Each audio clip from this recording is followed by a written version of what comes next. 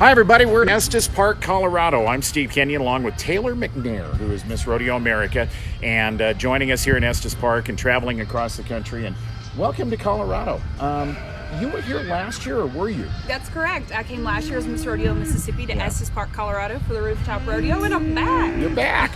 You and I are going to get to spend time in a couple of different places. I just found out you're going to be in Castle Rock in a couple of weeks. Yes, sir. Which is a rodeo that I announced. So I'm looking forward to that. I didn't even realize that. Yep. So I got to adjust this. There we go. That's better. So tell me where you've been. Oh my goodness. It's been a great summer. I just came from Cody, Wyoming, Greeley, Colorado. I was in Crossett, Arkansas. I've been to, countless places. Yeah. Since the beginning of the year. You know, I started out in Denver. I've been to Reno. I've been to Houston. I could go on and on. It's been great. Remind everybody of your background. You were Miss Rodeo Mississippi. You're a native of Mississippi.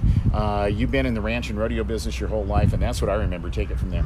Yes, sir. So I grew up on a row crop farm, actually. My dad raises corn and soybeans, and so I knew horsepower and tractors a little bit better than horsepower and the quarter horses I get to ride today. But over the years, I just developed this love and passion for rodeo. It started out as a passion for cattle. I showed cattle from the age of 8 to 18 through 4-H, and I actually was waiting on the vet to come by and check on one of my show cattle, and decided to sit on my dad's old horse and rode every day that summer to prove to my dad that I wanted to be a real cow girl and not just a cow girl. Yeah, got it. And did you barrel race or rope or anything like that? I did. So in college, I was on the rodeo team and the equestrian team. I was a barrel racer and a goat tire on the rodeo team, and a horsemanship rider on the equestrian team. So my weekends were very busy representing the Bulldogs. So now that you're Miss Rodeo America, what surprised you? What have you done that has been something you didn't expect? That are people recognizing you? All the what's kind of been the surprise of your reign? Oh my goodness, there's been so many surprises, but I remember as soon as I was crowned, I came home, and what I like to say, my village, the people that helped me to become who I am today, not just Miss Rodeo America, but who Taylor McNair is as a person, greeted me at the airport. There was over 50 people there, and then when I got into town, there was a parade set up, and we had to get together at our local country store, and there was like 100 people there. That just says so much about how caring and how hospitable our great state is. You're not the first Miss Rodeo Mississippi to become Miss Rodeo America, right? That's right. You may get tired of hearing me say it, but we've had 3 young ladies be Miss Rodeo Mississippi to go on to be Miss Rodeo America in less than a decade. So in 9 years, 2010, 2014, and 2019. Good for y'all. What are you doing outside of Miss Rodeo America? Your career path, as I remember right, was something you basically have to be really smart to pull off. But I don't remember what it was. I don't know about that. I got my bachelor's in ag business with a concentration in policy and law, but I got minors in business administration and economics, and I've always wanted to go to law school. But I don't want to be a lawyer. I just want the education. I've worked with so many lobbyists and incredible people in farm service organizations, and so they've inspired me to be an advocate. What a resume enhancer for you to go on after you get to advocate for the Western way of life, to advocate for the daughter of a farmer, or Miss Rodeo America. What a resume enhancer for you. I'm really a lucky girl, and the Miss Rodeo America organization has awarded me $28,000 in scholarships. I was going to ask you about that. Yeah, this is a scholarship program, and everybody I know who has worn that crown has had a chance to go on and finish their education pretty much without having to pay for it. Isn't that incredible? Yeah. This opportunity for me going to law school would not be possible without the Miss Rodeo America organization. And each state queen that competes at Miss Rodeo America is awarded a $1,000 scholarship. Right. Taylor McNair is with us. She is Miss Rodeo America. And Taylor, before I let you go, tell our folks where you're going to be next. Where are you off to?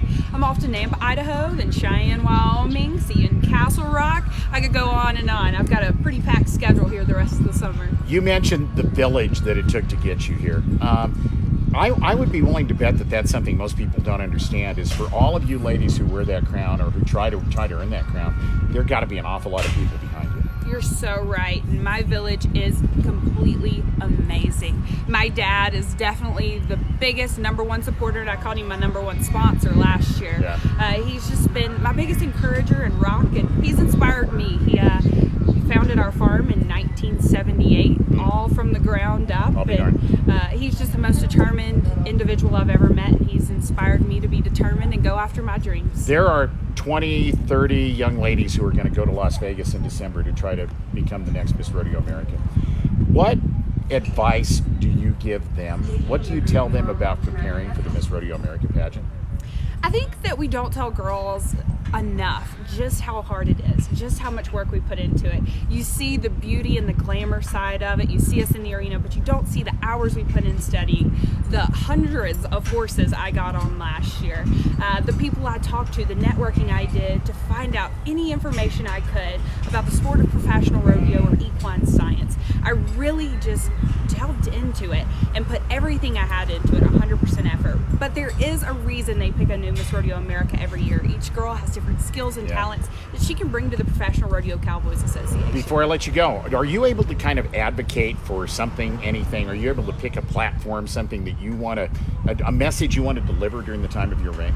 We are, and for me that was ag in the classroom. Last year my chaps were made out of a steer that I showed my senior year in 4-H, and it was my opportunity to show kids where their food, teach them where their food comes from, and show them the byproducts that we use every day from cattle, and not just cattle, but in our livestock industries as well as agriculture as a whole, making sure that kids know that their food just doesn't come from the grocery store. Got it. Taylor, it's a pleasure. Thank you. We'll see you in a couple of weeks in Castle Rock. Have fun on all of your travels. Thank you, Steve. Taylor McNair, Miss Rodeo Mississippi 2018, Miss Rodeo America 2019, joining us here in Estes Park, Colorado.